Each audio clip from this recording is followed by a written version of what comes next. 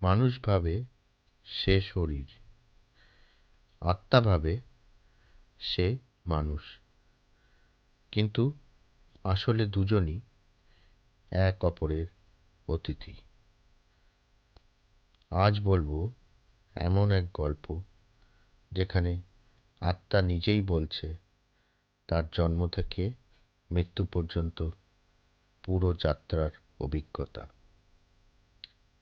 কিভাবে সে শরীরে ঢোকে, একটা শিশুর কান্নায় কেন আত্মার ব্যথা লাগে, মানুষ যখন দুঃখ পায় আত্মা কিভাবে প্রতিক্রিয়া দেয়, আর শেষে মৃত্যু কি সত্যিই শেষ? চলুন শুরু করি। আমি এক আত্মা। আমার শরীর নেই, কিন্তু আলো আছে, চেতনা আছে, স্মৃতি আছে, আর আছে এক অন্তহীন যাত্রা। অনেক জন্ম গেছে, অনেক গল্প শেষ হয়েছে, কিন্তু এইবার আমার নতুন যাত্রার সময় হলো। এক অদ্ভুত নরম আলো আমাকে ধীরে ধীরে নিচে নামিয়ে আনলো। একজন মা অপেক্ষা করছে, তার গর্ভে জন্মাবে এক নতুন শরীর, আর আমাকে থাকতে হবে তার ভেতর। আমি দেখলাম একটি ছোট্ট হৃদয় ধীরে ধীরে তৈরি হচ্ছে। এখনো স্পন্দন শুরু হয়নি, কিন্তু ঠিক মাঝখানে একটা ছোট্ট গরম আলো দেখা গেল, যেন কেউ আমার জন্য দরজা খুলে রেখেছে। এটাই আমার ঘর, এটাই আমার আশ্রয়। আমি নরমভাবে ঢুকে গেলাম। এক বিন্দু ব্যথা নেই, একটুও শব্দ নেই। জীবন তখনো শুরুও হয়নি, কিন্তু আমার যাত্রা শুরু হয়ে গেল। শরীর বেড়ে ওঠে, আমি ভিতর থেকে অনুভব করি প্রথম হৃৎস্পন্দন, প্রথম নড়াচড়া, প্রথম শ্বাসের প্রস্তুতি। বাইরে আলো, চেঁচামেচি, ডাক্তারের হাত। এক অপরিচিত পৃথিবী। শিশুটি জন্ম নিল, কিন্তু সে বুঝল না ব্যথা তার গায়ে নয়, আমার ভিতর। জন্মই আত্মার প্রথম আঘাত। ঠান্ডা হাওয়া পড়ল, শরীর কান্না করল, কিন্তু সেই কান্নার প্রতিটা ধাক্কা আমার ভিতর ঢুকছিল তরঙ্গের মতো। মানুষ ভাবে শিশু ব্যথায় কাঁদে। সত্যি কথা হলো, শরীর ব্যথা বোঝে না, আত্মাই প্রথম ব্যথা অনুভব করে।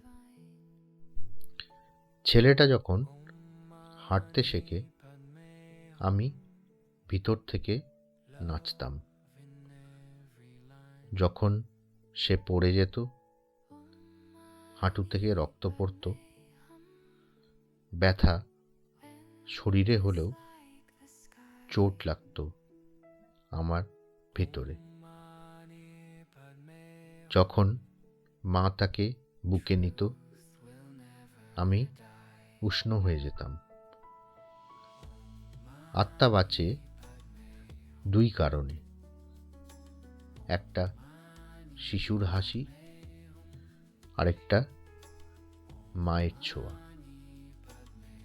এ দুটোই পৃথিবীর প্রথম আত্মিক খাবার।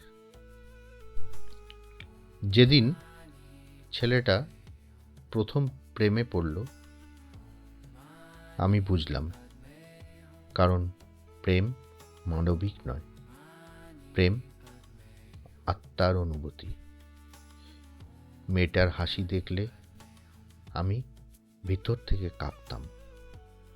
মেয়েটা উত্তর না দিলে আমার ভেতরে কাঁটা ধরে যেত। কিন্তু সবচেয়ে বড় সত্য, প্রেমে জ্বলা পোড়া শরীরে নয়, আত্মায় হয়। একদিন সেই প্রেম ব্যর্থ হলো। ছেলেটা বাইরে থেকে হাসলো, ভিতরে আমি অন্ধকার হয়ে গেলাম।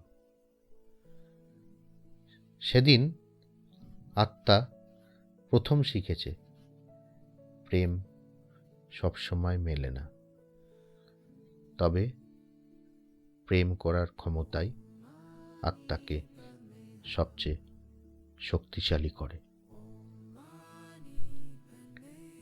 বয়স বাড়ে, বাবা মায়ের অসুখ, চাকরির চাপ, পয়সার টান। ছেলেটা রাত জাগে, কিন্তু ক্লান্ত হই আমি। যেদিন সে গোপনে কাঁদে, চোখের জল পড়ে শরীরে, কিন্তু সেই জলের ওজন পড়ে আমার উপরে। এই পৃথিবীতে ক্লান্ত হয় মানুষ নয়, ক্লান্ত হয় তার আত্মা। এই সত্য সবাই জানে না। বিয়ে হলো, মেয়ে হলো, নতুন জীবন। আমি খুব খুশি হলাম, কিন্তু ধীরে ধীরে ছেলেটা নিজের স্বপ্ন ভুলে গেল। চারপাশের চাপে নিজেকে হারাতে লাগলো। এই সময় আত্মা সবচেয়ে বেশি ব্যথা পায়, যখন মানুষ নিজের সত্যকেই ভুলে যায়। শরীর এখন দুর্বল, হাঁপিয়ে ওঠে, হাত কাঁপে, কিন্তু আমি একাই। এক সন্ধ্যায় ছেলেটা বলল, আমি কি ঠিক মতো বাঁচলাম? এই প্রথম সে আমাকে স্পষ্ট শুনতে পেল। আমি বললাম, হ্যাঁ, তুই বেঁচেছিস, এবার যাত্রা বদলাবে। সে অবাক, তুই কে? আমি বললাম, জন্ম থেকেই তোকে দেখেছি, আমি তোর ভিতরে আলো। সেই রাত, শেষ রাত। শরীর খুব ক্লান্ত, শ্বাস আস্তে আস্তে কমছে, পালস ধীরে ধীরে যাচ্ছে। আমি বুঝলাম দরজা খুলতে যাচ্ছে। হঠাৎ হৃদয়ের মাঝখানে একটা উষ্ণ পথ খুলে গেল। যে পথ দিয়ে এসেছিলাম, ঠিক সেই পথ। আমি বেরিয়ে এলাম।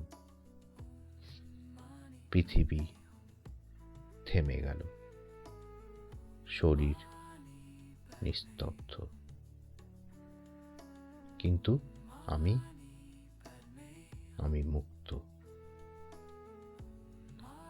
শরীরটা বিছানায় পড়ে রইল, আর আমি ধীরে ধীরে উপরে উঠতে লাগলাম। নিচে তাকিয়ে শেষবার বললাম, তুই তো শুধু পোশাক ছিলি। আমি তোকে ছেড়ে গেলাম না, তুই আমায় ছাড়লি। এবার এক আলো আমাকে টেনে নিল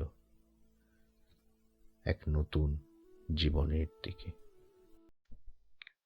মানুষ মরলে শেষ হয় না, শেষ হয় শুধু শরীরের গল্প।